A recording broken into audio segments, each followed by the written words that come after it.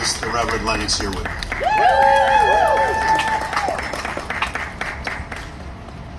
When I say union bill, you say pollution free. Union bill? Pollution free. That's not good enough. That's not good. I know it's a little rainy out there. When I say union bill, you say pollution free. Union bill? Pollution free. Union bill? Pollution free. Union bill? Pollution free. Oh, now y'all ready. Now you're ready. I want to first acknowledge the land that I'm on here, on Piscataway land, for my indigenous sisters and brothers here in the great city, hopefully one day state, Washington, D.C. I want to again thank my colleagues who are in Congress, definitely my dear brother, Senator Markey, and all the members of Congress. We understand that either you shape policy or policy shapes you. And so we thank them for what they are doing to put forth an agenda for all Americans. I want to thank my dear brother Ramon and all of my other friends and environmentalists who are out here fighting for a planet. There's a great sign that says there are no jobs on a dead planet. And so I recognize as an environmentalist and those groups like Sierra Club and LCV and Hip Hop Caucus and many, many others, that we understand that we are in a critical time. And I definitely want to thank my sisters and brothers in the union. It was many years ago when Hip Hop Caucus was first getting started, and it was the unions who actually took Hip Hop Caucus under their wing and was there in the beginning and gave them their understanding, and of course gave them a bunch of clipboards and pens and put them out into the streets and get with it. So I want to thank my union sisters and brothers, and definitely those in Wisconsin who are going and need to build these clean energy vehicles. We are running out of time. That is why we are here. 100 years from now, they won't be asking who the Postmaster General was. They won't care if it was Louis DeJoy. They won't sit back and say, well, that person was signing contracts to remain with Diesel. That person was playing games because they were signing on one side. They won't care.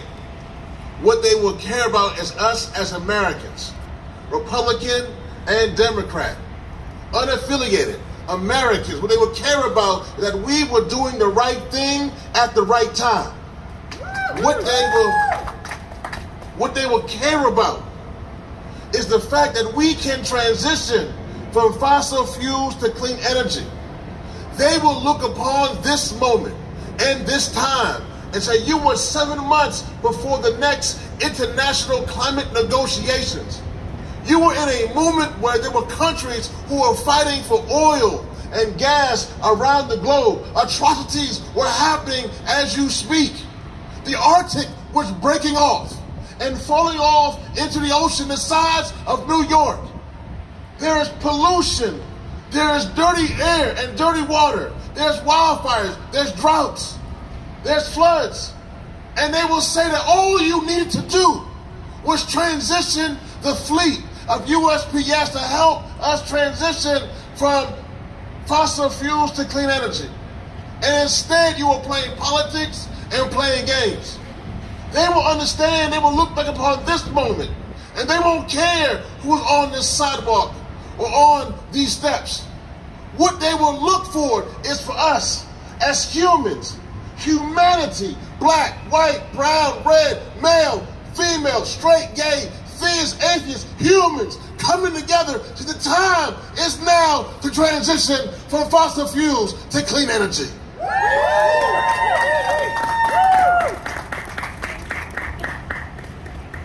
And because I know of the powerful work of the United States Postal Service, I thank them for helping us deliver our ballots and our mail and our bills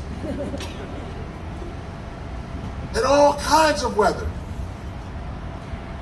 And they do that in vehicles that are outdated, archaic, and the audacity who want to buy vehicles that hold them to the old fossil fuel way is outrageous. And so we come here today, simply to say that we're not only fighting for the present, but we're speaking for the future. To say that we still want our postal services to operate just with cleaner trucks and cleaner vehicles, because we recognize we have an obligation to the next generation. Whoever's in the seat of power, do the right thing. Do the right thing. When I say cleaner trucks, you say now. Cleaner trucks! Yeah!